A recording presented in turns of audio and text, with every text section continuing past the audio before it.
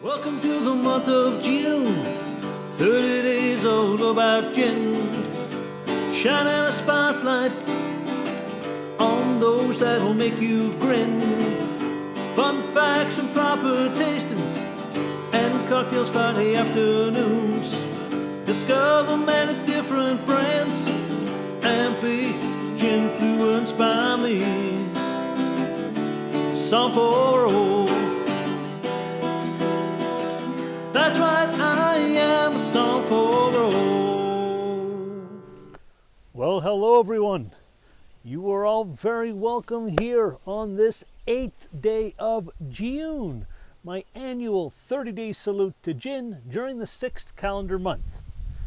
Now today marks my final product showcase for this week. Now don't worry, I start them all again on Monday. Right, we do 4 product showcases per week. And then we do some other things. Fridays we have cocktails. Saturdays we have food pairing ideas. Sundays is fun facts. So 7 days of gin all throughout the month. So don't worry. Now, this is the last product showcase for this week.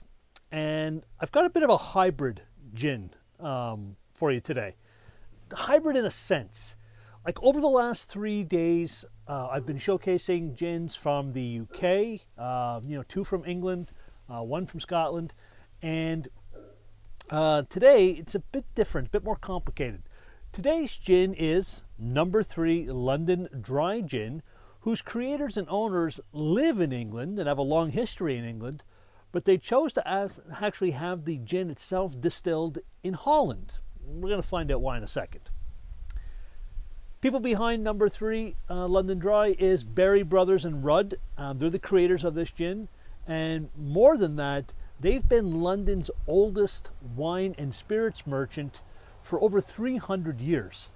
They've been in existence at the address of number 3 St. James Street in London since 1698. So their address is number 3. We're seeing the number 3 on the bottle. There you have it. So 300 years experience in the wine and spirits trade. Suffice to say, they kind of know what they're doing with spirits. They know the spirit world pretty good, but they weren't content with just selling stuff. In 2008, they set about to create a perfect cocktail gin of their own, one that was based on simplicity and elegance. They spent 2 years in development on the formula, working with the ingredients, and they consulted many top mixologists, and they even went as far as to find Dr. David Clutton, who is actually the only person in the world that actually has a PhD in gin. So, lots of research went into this. At the end of it, they settled on a simple 6-ingredient recipe that uses a 100-year-old brick-encased copper pot still for distillation, and that still just happens to be in Holland. So, while the ingredients are few, the approach is very, very detailed. Each of the juniper, orange peel, coriander, angelica root, cardamom, and grapefruit, right, just 6 ingredients, each of those, though, are all measured out and weighed precisely before every distillation batch. The botanicals, once they're all weighed out, they're all then steeped in a high quality grain spirit for 16 hours before a next day distillation that lasts for 7 hours. And during that distillation, only the hearts, or like the middle part of what comes out, is used, and that we call that the hearts. We have the head, the hearts, and the tails. The hearts are the ones that contain the most pure form of the spirit. So that's all they use. So real top-notch quality here. That's what they're looking for. The end result is a 46% alcohol by volume gin.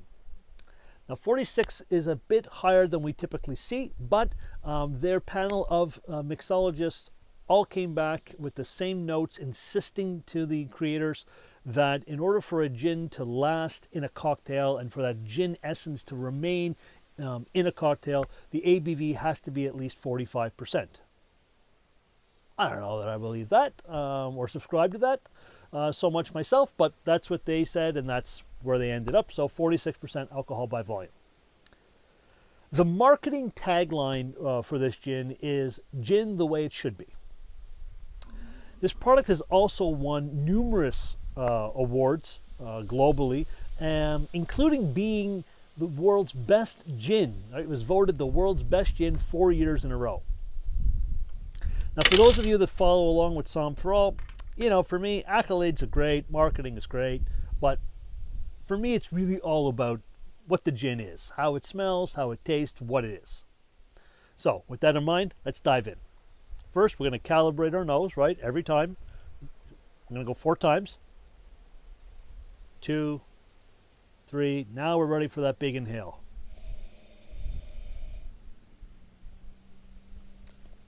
It's bright, it's crisp, and it's really elegant on the nose. I mean, it's definitely juniper forward, but it's not harsh at all. It's just juniper dominant. And it's also offset by that sweet orange citrus that's used. And definitely the grapefruit is in there, and there's a slight earthy note as well. Quite a nice nose, to be honest.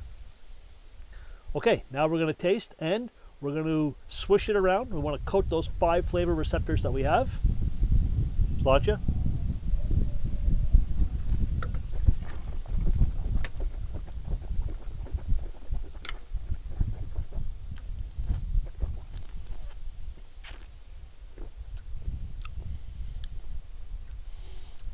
Really nice. It's soft, it's fresh, really inviting. Right away, you know this is a serious gin. That juniper has a bit of a menthol note to it. So not medicinally, but just a bit of a menthol, bit of a minty kind of note, followed by some floral tones. There's spice notes. Citrus is coming through. The cardamom spice. The key here is balance. Everything is well balanced, in my opinion. It all comes out in harmony. It's all well balanced, and it gives this gin a refined feel. And despite it being 46% alcohol by volume, it's not hot or boozy on the mouth. Again, everything is just well layered and well balanced. Finish, medium long, lingering juniper, a little bit of that earthiness, touch of heat. Very enjoyable. Very, very, very enjoyable. Now, one thing I do want to point out is it is a bit of a bold gin, though. Right, this is a gin, in my opinion, for people who really want to taste gin. Whether you're using it in a gin and tonic or whether you're using it in a gin cocktail, the flavors are all well balanced, don't get me wrong, but they're bold. I mean, they're there, and that's the way it was meant to be, especially the juniper. Very juniper forward. Not pine tree, but just juniper forward. So nothing negative about that at all. But for the gin novice out there, you may find it, if you're a gin novice, you may find it a bit abrupt on the palate. I love it. I don't think there's anything wrong with it. I think it's great, to be quite honest. But newbies to gin, you may want to try something a little more restrained at the get-go. And again, you may like it, but just wanted to put that out there. It's a forward gin with juniper. Now, for gin lovers like me, it is available here in Ontario at the LCBO, stock number 242107, and retails for what I'm going to say is a reasonable $57.05. Folks, I know it's $57, but after all, this is a premium product, and they tend to come with premium prices. Across Canada, I'm seeing it, from $51 to $58, depending on the province. Quebec's at the lower end at 52, so if you're in Quebec, 52 may be a bit more palatable for you. In the US of A, for all my American followers, I see it for between $40 to $48, depending on the state. Again, premium product, premium price. But overall, I think it's a great addition to the bar for gin enthusiasts, for gin lovers, and certainly something that would elevate gin-forward cocktails without a doubt. All right, so folks, there we are. Number 3, London Dry Gin, and the last of the 4 showcases this week. Tomorrow, I'll be sharing an easy to make gin cocktail featuring one of the gins from this week.